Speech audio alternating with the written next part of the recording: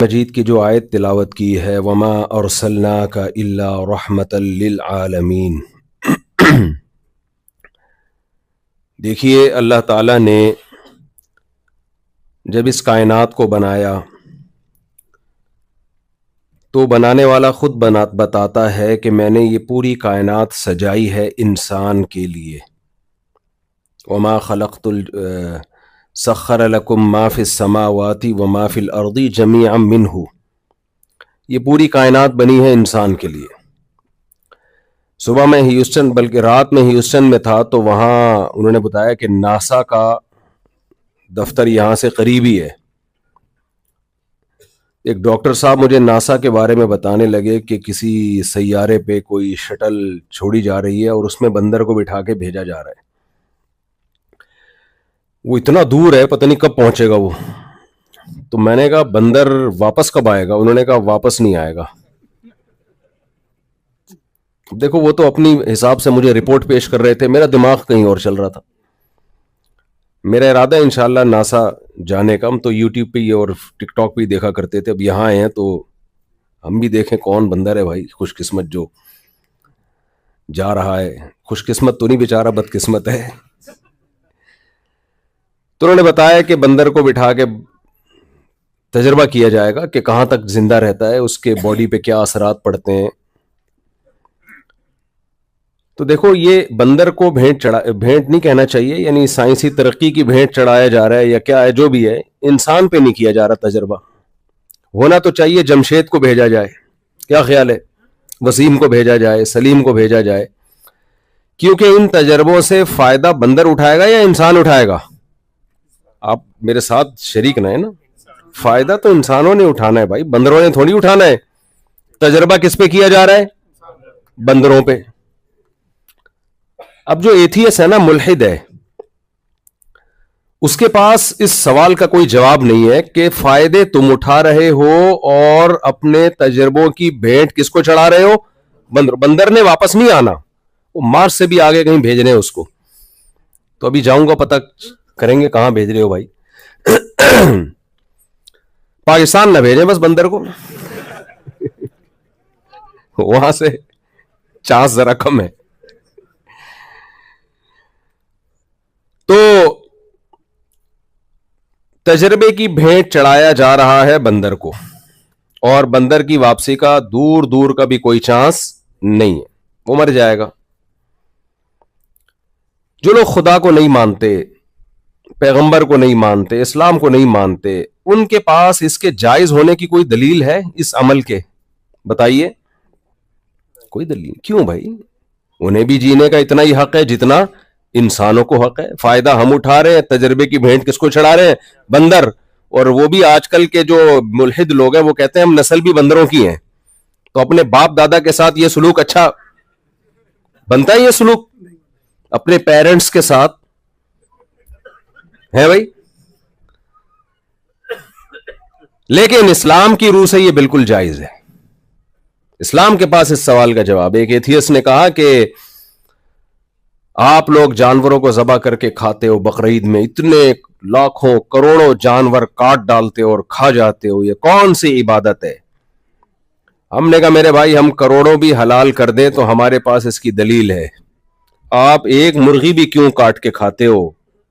اس کے لیگل ہونے کی، جائز ہونے کی آپ کے پاس کیا دلیل ہے؟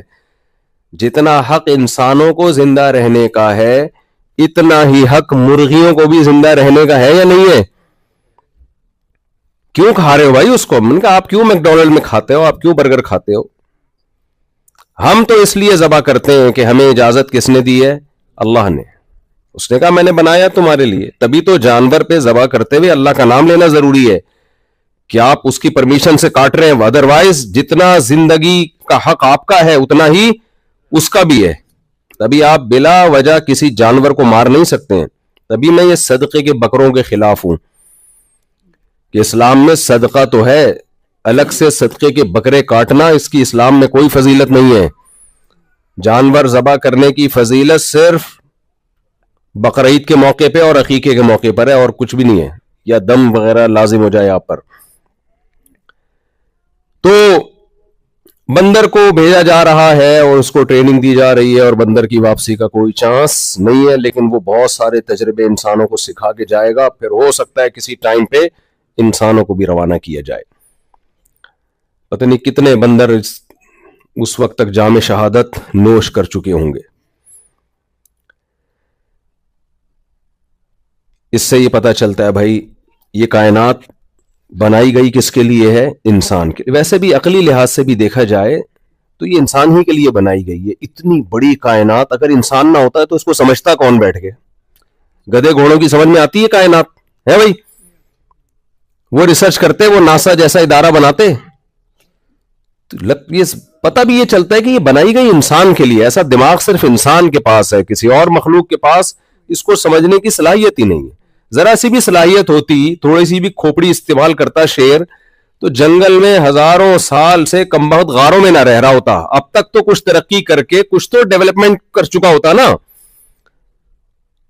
وہی ہے بیچارہ بیٹھا رہتا ہے، عرصے کے بعد اس کو کہیں ہرن نظر آتا ہے، پھر جاتا ہے شکار کرتا ہے، مل گیا ٹھیک ہے، مس ہو گیا تو بیٹھ جائے گا، آئے گا بیوی سے ڈانٹ کھائے گا، اس کے بعد اگلے دن دوبارہ ٹرائی کرے گا. اگر تھوڑی سی کھوپڑی ہوتی شیر میں تو وہ ایک دن ہرن مار کے گراتا، کچھ کھاتا اور کچھ اسٹور کر لیتا. کیا خیال ہے بھائی کہ اگلے ٹائم پہ نہیں ملا تو یہی کھائیں گے؟ لیکن اس کی کھوپڑی میں اتنی عقل، کھوپڑی ہے، کھوپڑی میں عقل نہیں ہے اس کے. تبھی بہت سے لوگوں کے کھوپڑی ہوتی ہے. اب مجھے پتہ نہیں آپ لوگ اردو بھول نہ گئے ہو کہیں، کھوپڑی ووپڑی سب وہ کراچی کے ہی ہے نا زیادہ تر، انڈیا کراچی پاکستان سب ہیں. ہاں لاہور کے ماشاءاللہ ماشاءاللہ. تو لاہور والے تو پائے وائے سجی مجی سب چل رہے ہیں یہاں پہ. اچھا کراچی ٹھیک. میں نے ایک بیان کیا تھا کہ یہ جو انسانی اعضاء کی ٹرانسپلانٹیشن ہو رہی ہے نا، تو میں نے کہا یہ ٹیکنالوجی جب بہت زیادہ ترقی کرے گی تو اسپیئر پارٹس کی دکانیں ہوں گی انسانوں کی. یار گھٹنا چاہیے، ابا کا گھٹنا ٹوٹ گیا، گھٹنا مل جائے گا. تو لاہوریوں کے گھٹنا بہت مہنگا ہوگا. اس کی وجہ ہے کہ پائے وائے انہوں نے اتنے کھائے ہوئے ہیں، اس کے الگ سے ریٹ ہوں گے کہ یار یہ پائے سے تیار شدہ گھٹنا ہے، اس کے ریٹ زیادہ ہیں. تو میں یہ عرض کر رہا تھا، دیکھو یہ تو گپ شپ کی باتیں، مزاح کی باتیں، لیکن اس میں ایک اہم بات، میں اہم میسج آپ کو دینا چاہتا ہوں. یہ میرا میسج نہیں ہے، یہ قرآن کا میسج ہے. آپ لوگ امریکہ میں رہ کے، میری لینڈ اتنا خوبصورت، میں تو بھی آ رہا تھا بیان کے لیے، میں نے کہا یار یہ تو سوئٹزرلینڈ ہے بھائی، اتنا خوبصورت ماشاءاللہ. تو یہاں رہ کے اللہ کو بھولنا بہت آسان ہے. سمجھ رہے ہو کہ نہیں سمجھ رہے؟ جب انسان کا پیٹ بھرا ہوا ہوتا ہے، جب ساری خواہشات اس کی پوری ہو رہی ہوتی ہیں، ہوا بھی صاف ستھری، بیماریاں بھی نہیں، اور پیسے بھی ہیں تو تبھی تو یہاں پہنچے ہوئے. غریب آدمی کا تو یہاں کوئی کام ہے ہی نہیں. صحتیں بھی ہیں، سب کچھ فٹ فاٹ، دنیا کی ایک طاقتور ترین کنٹری میں آپ رہتے ہیں. تو آپ کے لیے اللہ کو بھولنا ہماری نسبت آسان نہیں بلکہ بہت زیادہ آسان ہے. سمجھتے ہیں کہ نہیں سمجھتے؟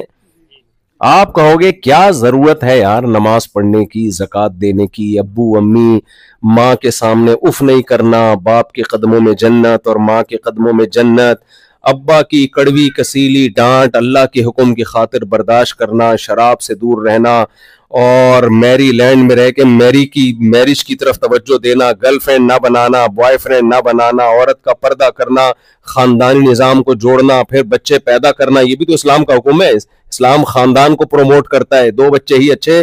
یہ اسلامی سیٹ اپ بولو نہیں ہے. اسلام تو نسل بڑھانے کی ترغیب دیتا ہے. تزوج الودود الولود، ایسی عورت سے نکاح کرو جس نے پی ایچ ڈی کیا ہوا ہو. نہ، حدیث کے الفاظ سنا رہا ہوں. ایسی عورت سے نکاح کیا کرو جس کی جاب اچھی ہو. نہ، نہیں آ رہی سمجھ میں بات؟ یہ میں نہیں کہہ رہا بھائی، یہ اسلام کہہ رہا ہے. جو اسلام، میں اسی سلسلے میں حاضر ہوں آپ کی خدمت میں. سمجھ رہے ہیں؟ جو اسلام کہے گا میں وہی بتاؤں گا. وہ سلسلے والا لطیفہ جس نے سنا ہوگا اس کو مزہ آئے گا. وہ ایک آدمی کی شادی ہوئی نا، تو دلہن کے پاس گیا، تو بات چیت شروع کرنے سے پہلے سمجھ نہیں آ رہا تھا کیسے بات چیت شروع کروں. کوئی ادب کا زیادہ غلبہ تھا، تو کہتا ہے کل میری آپ سے شادی ہوئی تھی، اس سلسلے میں حاضر ہوا ہوں. یہاں سے بات چیت کا آغاز. تو میں جو آپ کے سامنے حاضر ہوا ہوں بھائی کس سلسلے میں؟ اسلام بتانے کے لیے حاضر ہوا ہوں نا. تو میں تو اب آپ کو اچھا لگے نہ لگے وہ تو آپ کا ہیڈک ہے، میرا ہیڈک تو نہیں ہے. وہ کیا خیال ہے؟ اور میرے بیانات بھی فری پھوکٹ کے ہوتے ہیں, کوئی معاوضہ نہیں ہوتا, یہ ذہن میں رکھیں. میرے کسی بیان کا کوئی, یہ میرے دورے یہ کمرشل نہیں ہوتے کہ مفتی صاحب آ رہے ہیں ڈالر جمع کر کے کلیکشن کر کے ایک بیان کے اتنے, تو فری پھوکٹ فی سبیل اللہ. تو پھوکٹ کا لفظ کراچی والوں کو کی زبان ہے, وہ جو کراچی میں فری پھوکٹ کی جو, ابھی دیکھو جاوید نہاری نے گریوی سسٹم ختم کر دیا, پتہ ہے آپ کو؟ ابھی مجھے پتا چلا ہے, ابھی ہم آ رہے تھے نا تو ایک ساتھی نے کہا میں جاوید نہاری سے آ رہا, تو گریوی سسٹم ہی ختم, کیونکہ ایک 10 آدمی جا کے ایک پلیٹ منگواتے تھے اور پھر گریویوں پہ گریویاں چل رہی ہوتی تھی, گریویوں پہ گریویاں چل رہی ہوتی تھی. تو بھائی نبی صلی اللہ علیہ وسلم نے فرمایا کہ کس عورت سے نکاح کرو جو یہ نہ آپ نے ایک صفت بیان کی, الولود, تمہیں نسل زیادہ دے, اولاد زیادہ دے, کیونکہ اسلام خاندانی نظام پہ بلیو کرتا ہے. ڈونلڈ ٹرمپ نے بھی یہ بات کی نا بڑی زبردست, جب وزیر اعظم بننے سے پہلے ایک بڑی خاندانی سی بات کر دی تھی کہ ہم میرج سسٹم پہ بلیو کرتے ہیں. تو میرج سسٹم پہ کیوں بلیو کرتے ہیں؟ اس سے نسل بڑھتی ہے, میاں بیوی مل کے بچوں کو پالتے ہیں, خاندان آباد ہوتا ہے. تو آپ لوگوں کے لیے یہ باتیں سمجھنا بہت مشکل ہے, کیونکہ آپ کو یہاں سب کچھ بولو مل رہا ہے. اسی وجہ سے جب پیغمبروں نے دین کی دعوت دی ہے نا, تو آپ کو پتہ ہے غریبوں نے زیادہ فالو کیا ہے, مالدار ہمیشہ رکاوٹ بنے ہیں. تو اس لیے اب آپ کو سمجھانا تھوڑا سا مشکل ہے, تھوڑا سا مشکل. تو میں یہ کر رہا تھا, دیکھو آپ اس رنگ رلیوں میں پڑھ کے نا اللہ رسول کو بھولنے کا آپ کا خطرہ بہت زیادہ ہے. ویسے تو مجھے لگ رہا ہے یہاں ہم سے زیادہ نیک لوگ بیٹھے ہوئے ہیں, میں یا تو شاید ہمیں بلاتے ہی نیک لوگ ہیں. میں تو جس کے گھر میں جا رہا ہوں بچیوں کے, کل میں ہیوسٹن میں کسی نے دعوت کی, ان کی بچیوں کے اسکارف, میں نے کہا تم ایسے تو کراچی میں نہیں رہتے تم لوگ, جتنے شریف شرفا بن کے یہاں رہ رہے ہو تم لوگ, بڑا اچھا ماشاءاللہ. یا تو شاید ہم جائی شریف شرفا کے گھروں میں رہے اس لیے. تو دیکھو اللہ نے ہمیں پیدا کیا اور یہ ساری کائنات بنائی کس کے لیے؟